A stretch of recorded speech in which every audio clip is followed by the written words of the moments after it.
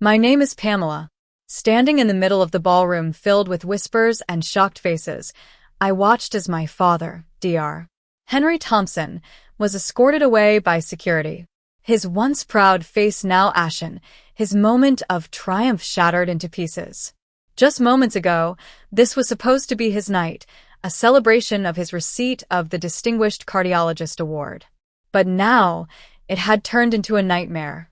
2 weeks ago, the engraved invitation sat on my kitchen counter. Dr. Henry Thompson cordially invited guests to celebrate his well-deserved recognition. My mother, always the supportive one, called me weakly. "You're coming, aren't you? Your father has worked his whole life for this," she pleaded. I was a middle school art teacher, and just 10 weeks ago, I'd undergone open heart surgery. The scar on my chest was still a vivid reminder of the ordeal. I was weak, and even climbing a few stairs left me out of breath. But I knew my father needed me there. For 6 long months before the surgery, I'd been experiencing chest pain, shortness of breath, and fainting spells. I told my father, a well-respected cardiologist, about these symptoms. But he dismissed them as stress. "You're young, Pamela. You're just overthinking things," he'd say. "I'm a cardiologist. I know what I'm talking about." I trusted him, even though deep down, I knew something was seriously wrong. As the symptoms worsened, I collapsed at school one day and was rushed to the emergency room. By then, my heart was in a critical state. I needed an immediate aortic valve replacement. The surgery took 8 hours, and I spent 4 days in the ICU. But my father downplayed it to everyone. "It was just a minor valve issue," he'd say. "She'll be back on her feet in no time." The night of the ceremony, I dressed in a long, black gown to hide my weight loss. The ballroom was filled with the city's medical elite. My father stood at the center, looking resplendent in his tuxedo, surrounded by admirers. My brother, Carl, a young resident in neurosurgery, came to me with a drink in his hand. "You made it. How are you feeling?" he asked. "Tired, but okay," I replied. "Dad's going to make a speech soon." "Try to look happy," he added. I couldn't help but think how ironic it was. I'd had my chest cracked open, but he was worried about Dad's stress. After the formal presentation, the reception began. A woman in her late 50s, Dr. Olivia Reed, approached me. "I'm Dr. Olivia Reed. I worked with your father years ago," she said. "Your father mentioned you'd had some health problems." "I'm recovering from surgery," I answered carefully. Before I could say more, Dad appeared with a glass of champagne in his hand. "Olivia, you're here. Have you met my daughter Pamela? She had a little heart procedure, but she's doing great," he boasted. "A little heart procedure?" I felt a pang of anger. Dr. Reed's interest was piqued. "What kind of procedure?"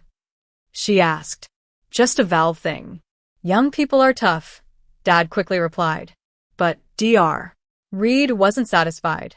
"Which valve?" she persisted.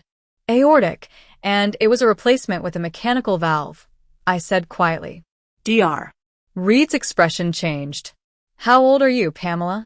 "I'm 28 I answered." "And your father calls this routine?" she said, her voice calm but firm. Dad tried to defend himself. "It's a common procedure for young people." But Dr. Reed wasn't buying it. Aortic valve replacement in someone under 30 is not routine. It indicates a severe congenital problem. At that moment, Dr. Ethan Black, the director of the hospital, stepped forward. He pulled out his phone and started looking at my medical records. "Your daughter was admitted in acute heart failure 10 weeks ago. Her aortic valve had critical stenosis. She'd reported symptoms for 6 months, but you dismissed them," he said sternly. Dad's face turned pale. "I didn't realize it was that serious," he stammered. "You're a cardiologist. You should have ordered tests. You actively prevented her from seeking proper care." Dr. Black continued. I nodded, tears in my eyes, as I recalled how Dad had told me not to see other doctors, saying it would be a waste of time. Dr. Reed also chimed in. "I'm on the state medical board. This is a clear case of a doctor letting personal biases override clinical judgment." The ballroom fell into an eerie silence. Dad's night of glory had turned into a public humiliation. Dr. Black then gestured to the security guards. Escort Dr. Thompson to my office. We need to discuss his clinical privileges. Dad was in shock. This is my award night, he protested. You're being investigated now, Dr. Black replied firmly. My mother rushed over, crying. Can't this wait until tomorrow? But Dr. Black was resolute. The hospital's ethics committee will conduct an emergency review. My brother Carl looked at me with a conflicted expression. Did you have to do this tonight? He asked. I nearly died because I kept quiet, I said. The ethics investigation lasted 4 weeks. They found that Dad had indeed dismissed my symptoms for months, actively discouraged me from seeking help, and used his authority to silence my concerns. They also discovered 3 other cases where he'd made similar mistakes with female patients. One patient had suffered a stroke that could have been prevented. Dad was given the option of voluntary resignation or termination. He chose resignation, and his award was suspended pending review. He sent me an email, blaming me for ruining his career. My mother supported him, telling our relatives that I'd overreacted. But I found support in Dr. Chen, my cardiac surgeon. He connected me with a support group for young heart patients. 3 months after the surgery, I returned to teaching. My students made me cards with hearts on them, saying, "We're glad your heart is okay, Miss Thompson." My mechanical valve clicks in quiet rooms, a constant reminder of the choice I made to speak up. The scar on my chest is a mark of survival.